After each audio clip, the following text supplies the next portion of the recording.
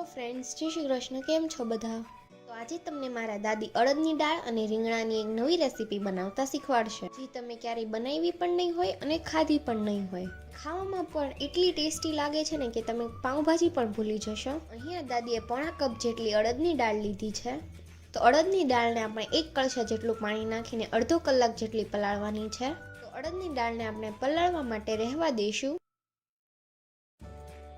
તો 30 મિનિટ જેવું થઈ ગયું છે અને દાળ પણ આપણી એકદમ સરસ પલળી ગઈ છે. તો એકવાર પાણી બદલીને આપણે દાળને ધોઈ લેવાની છે અને પછી આપણે એક કડાઈમાં પોણા 2 લીટર જેટલું પાણી ઉમેરવાનું છે અને પાણીને આપણે ઢાંકીને ગરમ થવા દઈશું.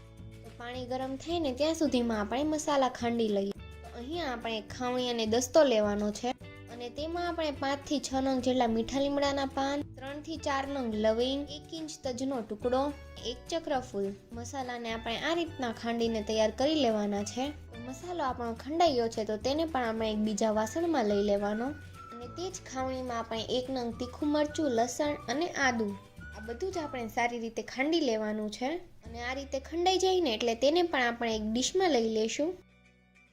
250 ગ્રામ લીલા કાંદા, 250 ગ્રામ રીંગણા અને 250 ગ્રામ ટમેટા લેવાના છે.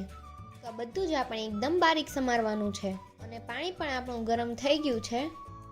તો જે દાળ આપણે પલાળીને રાખી છે ને તેને પાણીમાં ઉમેરી દેવાની અને તેમાં આપણે 1/4 ચમચીથી 1.5 ચમચી જેટલું મીઠું ઉમેરવાનું અથવા તો સ્વાદ અનુસાર ઉમેરજો અને 1 ચમચી જેટલું તેલ ઉમેરી દેવાનું. તો જ્યારે આપણી દાળ બફાતી હોય ને ત્યારે ઉભરાય નહીં ને એટલા માટે આપણે તેલ નાખવાનું છે.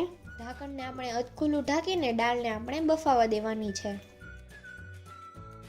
તો તમે જોઈ શકો છો કે દાળ આપણી એકદમ સરસ બફાઈ ગઈ છે.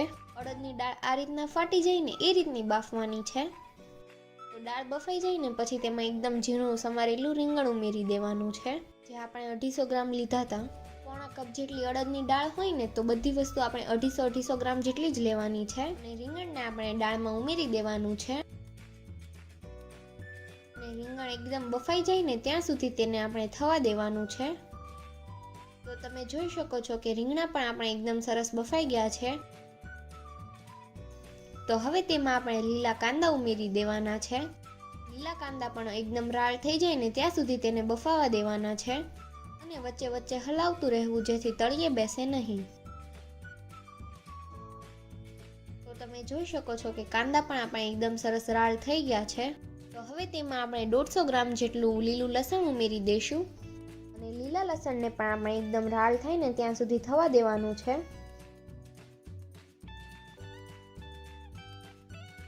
તો તમે જોઈ શકો છો કે લસણ પણ આપણું એકદમ સરસ રાળ થઈ ગયું છે અને આપણું મિશ્રણ પણ ઘટ થઈ ગયું છે. તો ફરીથી તેમાં આપણે 1 ગ્લાસ જેટલું પાણી ઉમેરીશું, તેને થોડી વાર થવા દઈશું. તો લસણ પણ આપણું એકદમ સરસ રાળ થઈ ગયું છે. તો હવે તેમાં આપણે એકદમ બારીક સમારેલા ટમેટા ઉમેરી દેવાના અને પણ રાળ થઈને ત્યાં સુધી થવા દેવાના છે. અને જો તમને એવું લાગે કે મિશ્રણ થોડું ઘટ થતું જાય છે તો તેમાં થોડું પાણી ઉમેરવું અને ટમેટા એકદમ સરસ બફાઈ જાય ને ત્યાં સુધી થવા દેવાના. તો તમે જોઈ શકો છો કે ટમેટા પણ એકદમ સરસ બફાઈ ગયા છે. તેમાં આપણે 2 ચમચી જેટલો ગોળ અને ખાંડીને તૈયાર કરેલા આદુ મરચાં લસણની પેસ્ટ. તો હવે આપણે તેને થોડી વાર થવા દઈશું. તો એક બાઉલમાં આપણે 1/4 કપ જેટલું તેલ લેવાનું છે અને જો તમારે તેલ ઓછું ઉમેરવું હોય તો ઓછું પણ ઉમેરવું. જે આપણે ખાંડીને મસાલો તૈયાર કર્યો છે ને તે ઉમેરી દેશું અને અડધી ચમચી કરતાં ઓછી થોડી હળદર, 1 ચમચી જે રેગ્યુલર ખાતા હોય ને તેટલું લાલ મરચું, 1 ચમચી ધાણા જીરું, 1 ચમચી કશ્મીરી લાલ મરચું પાવડર. તો આ બધું જ આપણે સારી રીતે તેલમાં મિક્સ કરી લેવાનું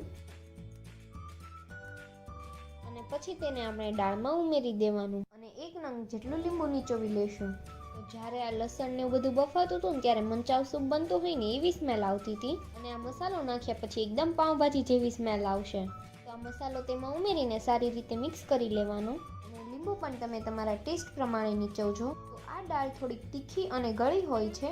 બધું જ આપણે સારી રીતે મિક્સ કરીને 10 મિનિટ જેવું થવા દેવાનું. તો દાળને બનતા ટોટલ 1.5 કલાક જેવો સમય લાગ્યો છે અને હવે તેમાં આપણે લીલા ધાણા ઉમેરી દઈશું. તો આ આપણી અડદની દાળ તૈયાર થઈ ગઈ છે. હવે તેને આપણે સર્વ કરી લઈશું. તો આ અડદની દાળને તમે પાઉં સાથે પણ ખાઈ શકો છો અથવા અથવા તો રોટલા કાં તો ભાખરી સાથે પણ ખાઈ શકો છો. અને આ દાળ તમે ખાશો ને એટલે તમને એવું નહીં લાગે કે તમે અડદની દાળ ખાવ છો. એટલો મસ્ત ટેસ્ટ આવે છે દાળનો, એકદમ પાઉંભાજી જેવી જ લાગે છે. અને જો તમને અમારો આ વિડીયો ગમ્યો હોય તો વિડીયોને લાઇક કરજો, શેર કરજો અને અમારી ચેનલને સબસ્ક્રાઈબ કરી દેજો. Thanks for watching.